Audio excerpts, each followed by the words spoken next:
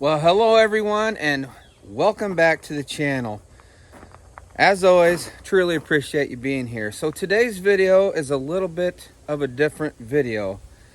We are not going to be in the wood yard, but it does involve firewood, or it will be firewood. So I got a tree here in the backyard that I've been looking at for quite some time, and I'll just take a walk over here. That has got me worried. It is a silver maple tree. It has gotten rather large, and it has developed some cracks down through the middle, and it is in very close proximity to my house and also my garage over here. I'm going to be working with limited space. Sorry about the sun there, folks, but I'll get turned around here and I'll just show you this tree. This is the tree here, and as you can see, even from the start of this tree, it was doomed. It looks like it was fused at the bottom when it was just that big from the beginning, and that is starting to crack open. I'll get a close-up on all that and show you that. And it goes up and splits off. You can see dead limbs here. There was more up there. One is even broke out right there. And there's been some come out the other side, so it is time. So full disclosure on this video, this is not a how-to video, so go easy on me in the comments, because I will be running something that I've never ran, and that is the purpose of this video, to see if you can rent something to take a tree down with no experience. So if you're out there thinking what I've been thinking for a long time, maybe this video will help you. So stick around and we'll get up here and show you what we got. And I'll also take you back here and show you why this tree is starting to worry me. All right, so first off, the equipment. I picked up this lift right here. Got it hooked up to the Silverado here. And this lift, unfortunately, does not move on its own. So it has to stay hooked to my truck. And like I said, I'm dealing with limited space back here. So it might be a little bit of a challenge. So I got to kind of come up with a strategy on where to start so I don't block myself in. But like I said before, I have never ran one of these. It's going to be a learning experience for me, and I hope it may help you. If you're out there with a tree you have in your yard and you can't really get a tree service guy out to look at it, or it's outrageously priced, you're going to see today my epic failures or my success. So we're going to get this around in the backyard. I'm going to take you back there now and show you the tree. But there's a little look at the lift, and we're going to learn how to run that today, hopefully. Let's go look at this tree. All right, so now let's take a look at the tree here. Here's the target. As you can see, it's a pretty tall tree. The left side of that split is leaning, and if I come down and pan down, you'll see the corner of my house there. So definitely will reach the house if that happens to break. And then the other side, the right side there, is leaning toward the garage. So today's goal is to at least get maybe the top half of that tree out and get a lot of that weight off in case we don't get back to it and get ice this winter, because I'm getting worried about this split. And I will walk you up here a little closer. As you can see, that dark color down through that split, and I'll walk you around to the back side where it looks even worse. Over here on the back side, you can see the rot in there, and if you follow this split all the way up, you can actually see daylight through there. So it's starting to worry me. So I did have a tree service guy come out to give me a bid on this tree. He showed up, looked at the tree, and never came back. So I'm gonna get you guys set up, and I'm gonna start working the top out of this tree. I will probably put a lot of that in time lapse. because it's going to be hard for me to get down and move the camera all over the place. So we're going to start on this side here, the right side. That way the limb and the debris can all fall down here, and then I can pull the machine up and then work down that left side. So stick with me and we're going to see what we can do.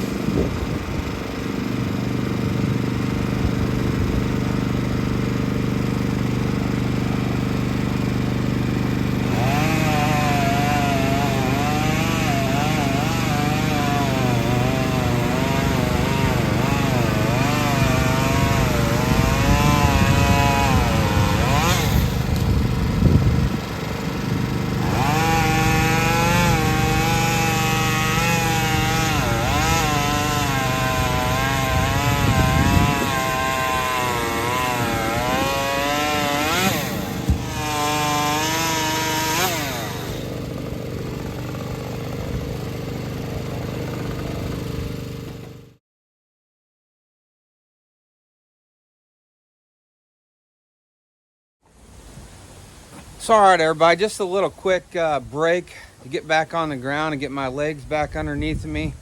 And as you can probably tell by the audio, the wind has picked up.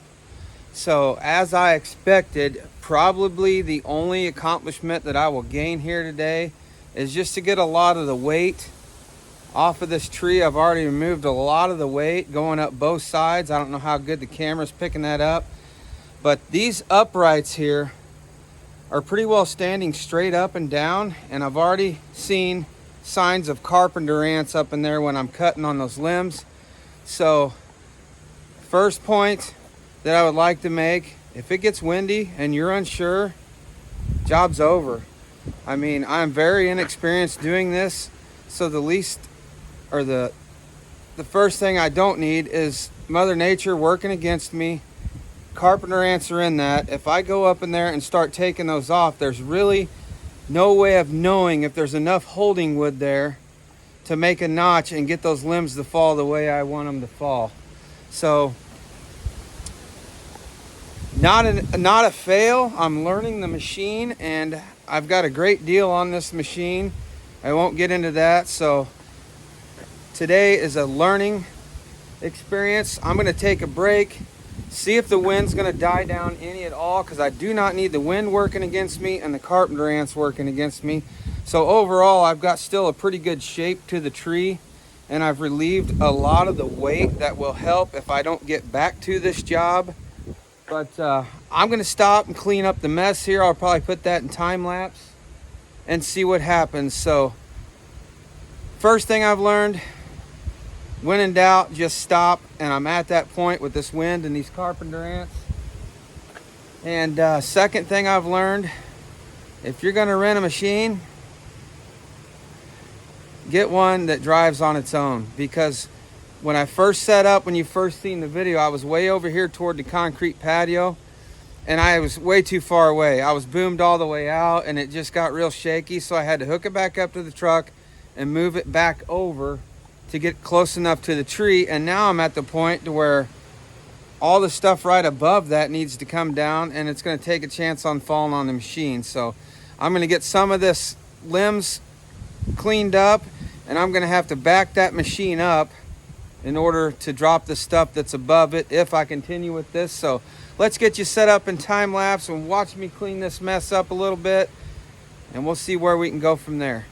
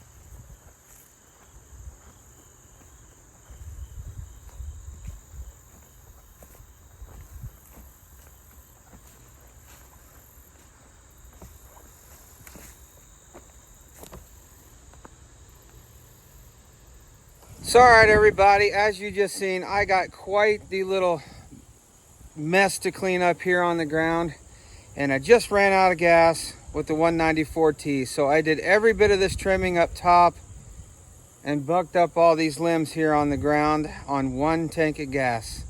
That's what you call an economy fuel efficient saw right there. So in closing, I'm probably going to wrap the video up here. The wind is still howling. I'm actually behind the tree right now to get out of the wind. A couple things I picked up on being brand new at this.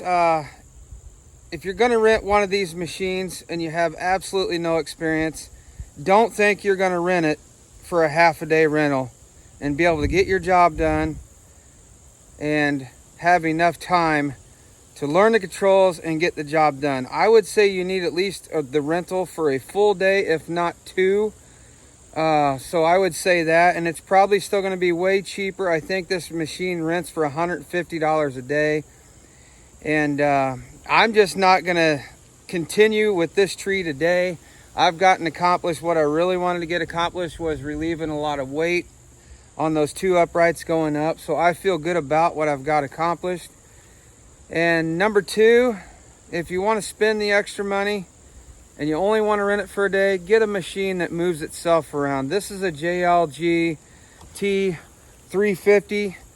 And like I said, I have to hook it back up to the truck whenever I need to move the machine, which is a lot because you don't want to drop limbs down on the machine. So those two things. And also, I'm not going to lie, if you think you're not afraid of heights and you get up there with this boom extended all the way out, especially with this wind that I had today, pucker factor is very high.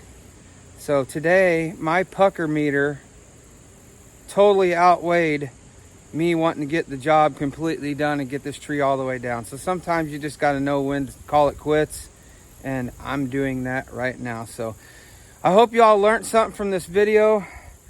If just one of you learned something, well, then I feel good about what I did. I'm going to continue to work on this brush. I'm going to get this machine out of the way and get my dump trailer in here, pick up the brush. And you've seen me bucking up a lot of these rounds that were littler than my arm here. But instead of handling it in brush, I'm just going to stack it right behind the garage over here, and I'll burn it in round form right in the wood burner next fall. So get more use out of the tree. So anything big enough to split, of course we're going to split, and it'll be great bundle grade wood. So I appreciate y'all being here today. I hope y'all learned something, and if not, I guess you'll have to watch another video with somebody that really knows what they're doing with the JLG. But until next time, everybody, like I always have to say, get outside. See ya.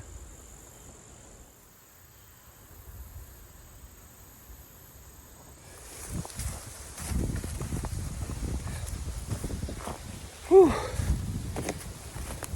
I gotta go take this shirt off. I'm supposed to be on vacation.